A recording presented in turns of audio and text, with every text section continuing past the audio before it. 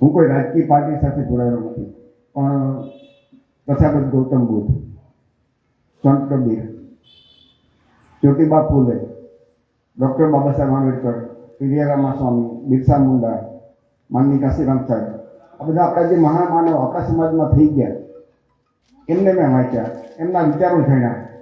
એટલે કે જે આપણા કોળી, ઓબીસી, એસસી, એસટી સમાજના જે આપણા મહામાનવ, આ સિવાય આપણા પછાત સમાજમાં ઓબીસી, એસસી, એસટીના કોઈ મહામાનવ છે નહીં. એટલે માનો કે છે, પણ એ અત્યારે કોઈ એમના જેટલા આપણા મહામાનવ થઈ ગયા, આપણે એમના નામ લઈ અને એમના સંગઠનોમાં એમના જ ફોટા રાખીએ અને એમની જો વાત આપણને ગળે ઉતરી જાય, આપણા સમાજને વાત ગળે ઉતરી જાય, તો આપણી બધી સમસ્યાઓ દૂર થાય. આજથી 65 વર્ષ પહેલા કોળી સમાજના 3 વડવાઓ એને પુસ્તક લખ્યું. એ પુસ્તકનું નામ જ જીતુભાઈ સામે પડ્યું, કોળી સમાજનું અને પછાત સમાજનું બે લઈ લેજો. ભારતની પ્રાચીન પ્રજા કોળી કોમનો ઐતિહાસિક પરિચય. આ પુસ્તક એની મેં એમાં સાર લખ્યો છે.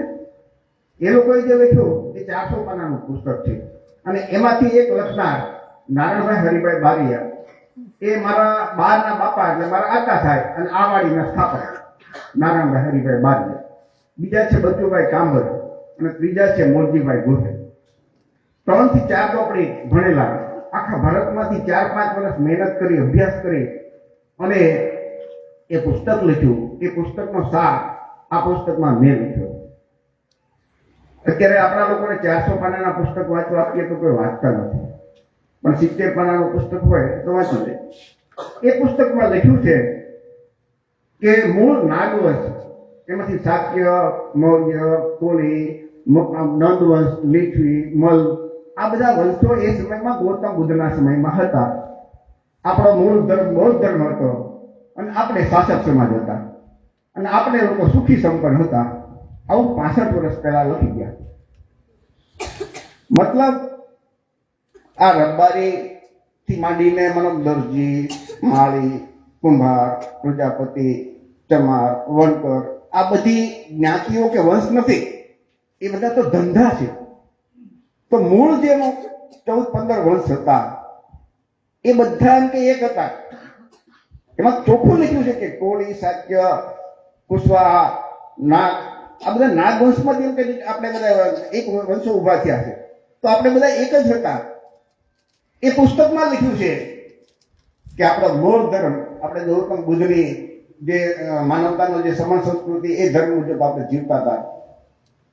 અને એમાં એક વાક્ય એમણે લખ્યું છે, એ સંદેશો તો એને કોળી સમાજને આપ્યો, સમસ્ત કોળી સમાજને, કે તમે જે કોળી કુળમાં જન્મ્યા છો એને કલંકનો ડાઘ ન લાગવા દેવો હોય તો ભગવાન બુદ્ધે જે ઉપદેશ આપ્યો છે તે પ્રમાણે જીવજો.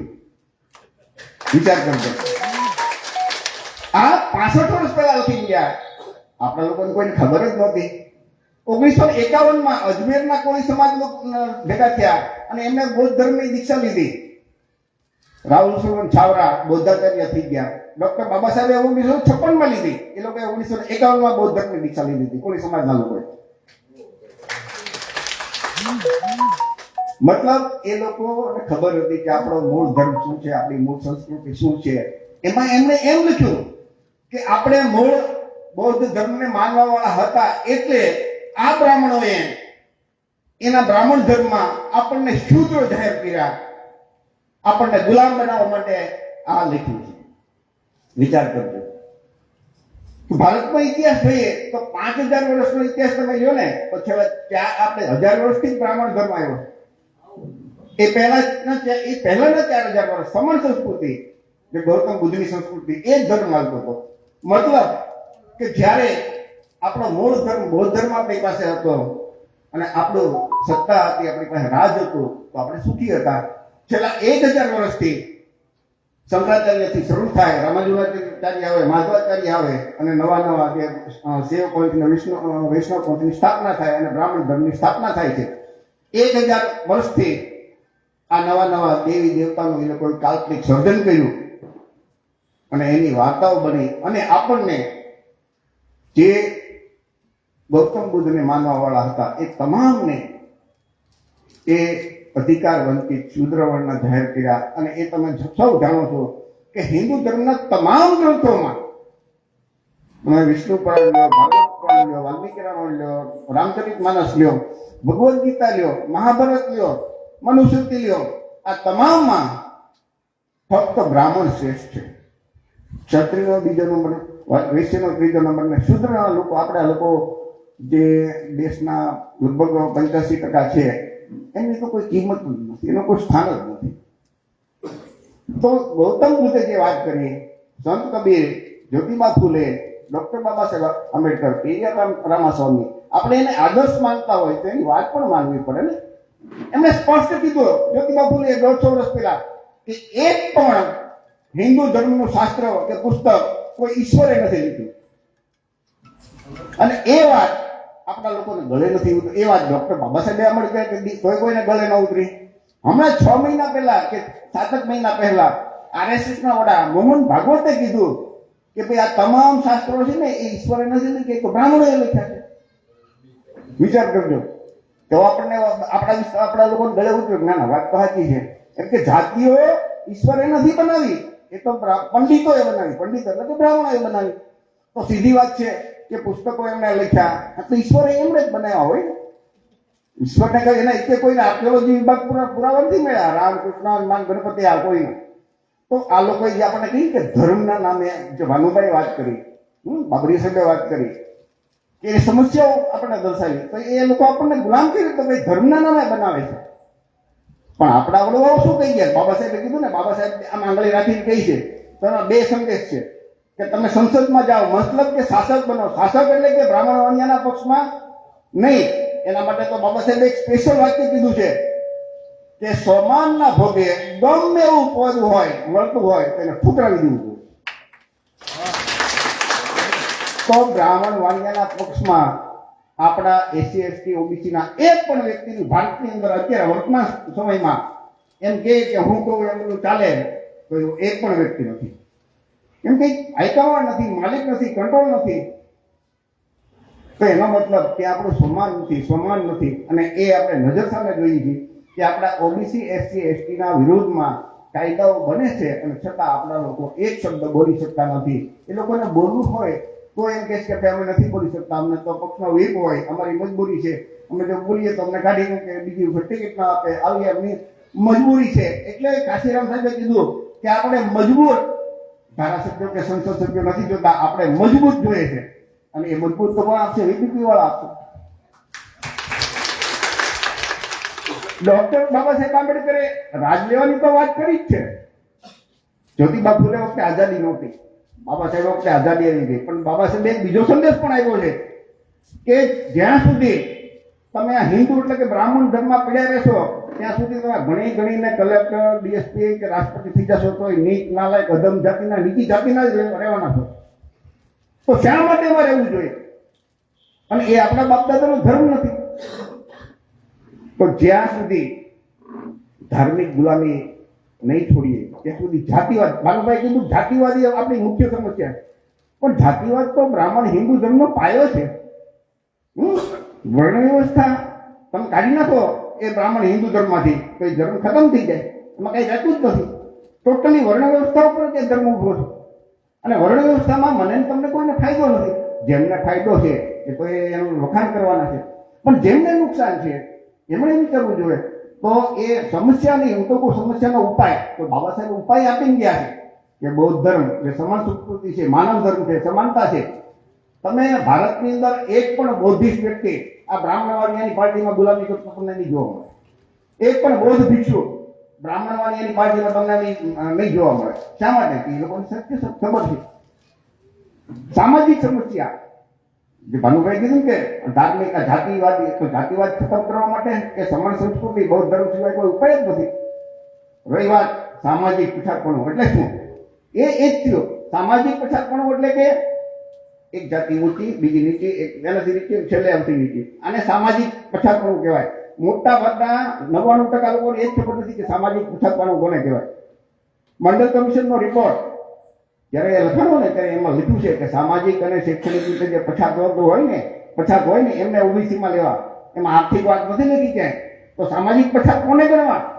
તો કે જે જાતિનું નામ લ્યો અને એમ સમાજને એમ દેખાય કે આ તો નીચી જાતિના છે. આજે હું એમ કહું કે હું વાઘરી છું, હું કોળી છું, હું ચમાર છું, હું વણકર છું, હું મોચી છું, કુંભાર છું, તો સામે આખી સભાઓમાં એ લોકો નક્કી કરે આ તો નીચી જાતિનો. તમે ટ્રેનમાં કે બસમાં જાઓ તો આ સમસ્યા છે. તો એ જાતિવાદ કે સામાજિક સમસ્યા દૂર કરવા માટે બૌદ્ધ ધર્મ. તમે ટ્રેનમાં બેઠાવો અને કોઈ પૂછે કે તમે કેવા, તો તમે એમ કહો કે હું બૌદ્ધ. તો એની હિંમત નથી કે તમારી જાતિ પૂછે તમને. પણ આપણે બાબા સાહેબે કીધું કે જે જાતિમાં નીચ નાલાયક છે શા માટે રહેવું જોઈએ? તો એનો ઉપાય શિક્ષણની વાત. સત્તા હાંસલ કરો. જે બાબા સાહેબ આપે ને એક તો સત્તા આવશે ને તો બધી બાકીની બધી સમસ્યા ઓટોમેટિક દૂર થઈ જશે.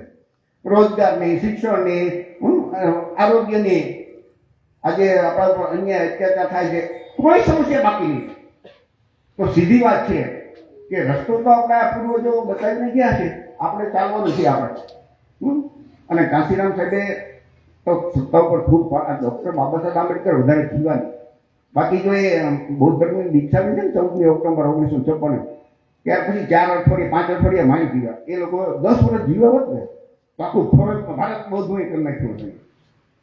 પણ એ આપણી કમનસીબી. અને છતાં આપણી બધાની જવાબદારી છે કે ડોક્ટર બાબા સાહેબ આંબેડકરનું અધૂરું કામ. માનવી આપણા જે જ્યોતિબા ફૂલે છે, વિચાર કરજો 150 વર્ષ પહેલા કટ્ટર બ્રાહ્મણવાદ હતો.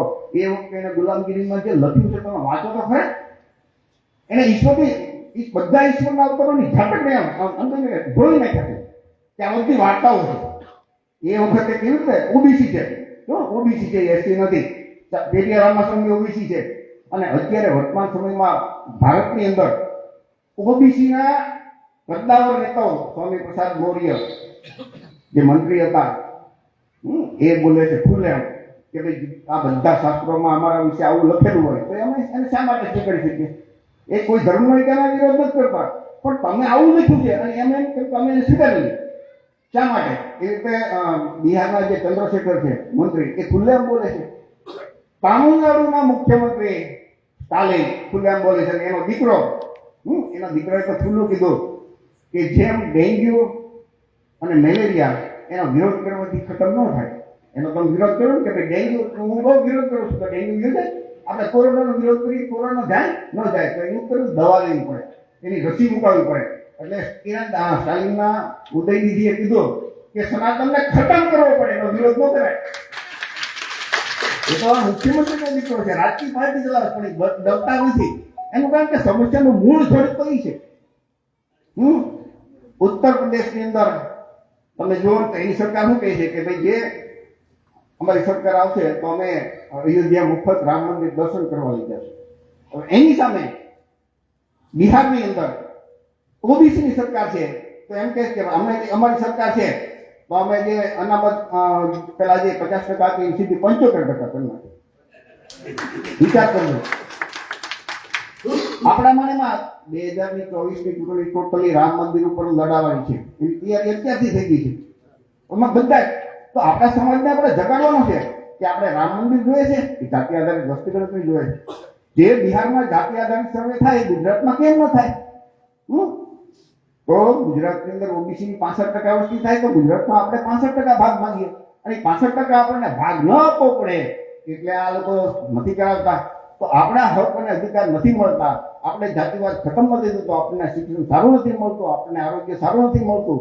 તો એના માટે કોઈ જવાબદાર હોય તો આપણે ધરમજીભાઈ બ્રાહ્મણોનું કહે છે કોઈ વાત છે, પણ બ્રાહ્મણો તેના ફાયદા માટેનું વિચારે. એને શા માટે દોષ દેવો જોઈએ?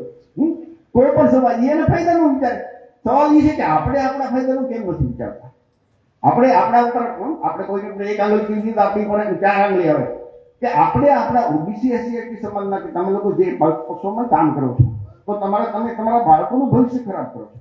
વિચારો અત્યારે તમને સારું લાગશે પણ તમારી જે આવનાર પેઢી છે ને ગુલામ થશે. આર્થિક સમસ્યા આ બધી પ્રાઇવેટ કંપનીઓ છે ને રાષ્ટ્રીયકરણ કરી નાખો, તમે માલિક થઈ જશો, બધું ખતમ એક ઝાટકે. ખેતીની જમીન કીધું કે 100 વીઘા કોની પાણી આન કેટલા, અરે જમીન સુધારણા બિલ લાવવાની જોગવાઈ છે બંધારણમાં. જમીન સુધારણા બિલ લાવો, 100 વીઘાથી જેટલા વધારે હોય બધી લઈ લેવાની, અને જેની પર ન હોય નાખી દેવાની, વાત પૂરી. આવું બધું થઈ શકે, પણ ક્યારે સત્તા હોય તો ફરીથી મિત્રો આ યાત્રા આવી રીતે જ્યાં જ્યાં જાય આપણા લોકોને જગાડવાના છે. અને ફક્ત અહીંયા તો બધા આપણે જાણકારી છે, તો અહીંયા તો આ ભાષણ નથી, આ આપણી રણનીતિ છે કે આપણા લોકોને આપણે કેવી રીતે જગાડવાના. તમે બધા જ્ઞાની માણસો છો, પણ ઘણી વખત સમાજને સમજાવવા જાઓ ત્યારે કદાચ તમે વાત નહીં કરી શકતા હો. તો આ બધા જે આજની જે વાત છે ને, કે આપણી સમસ્યાઓ છે, આ છે સમસ્યાને દૂર કરવાના ઉપાય, આ છે. સમસ્યા બોલી બોલીને એ લોકોને કંટાળી જશે. માંડ બિચારા ગરીબ લોકો હોય, સમસ્યા ક્યાં સાંભળે. આપણે એમ કહીએ કે આપણી વાત ગરીબી દૂર કરવી હોય તો આ ઉપાય છે, એને કહેવાનું. તો આજની આ આપણી જે મીટિંગ છે એ રણનીતિ બનાવવા માટે, આપણે કેમ ભવિષ્યમાં આગળ વધીએ એના માટે આપણે સૌ સાથે મળીને એકબીજાના વિચારોની આપવી માટે છે. ફરીથી આજની આ જે આપણી જે યાત્રા આવી છે બહુજન જગાડવા માટે, તો એમના જે આયોજકો છે એમને સૌને ખૂબ ખૂબ અભિનંદન. અને આપ સૌ અહીંયા આવ્યા છો, આપ સૌને ખૂબ ખૂબ અભિનંદન. જય ભીમ, નમો બુદ્ધાય, જય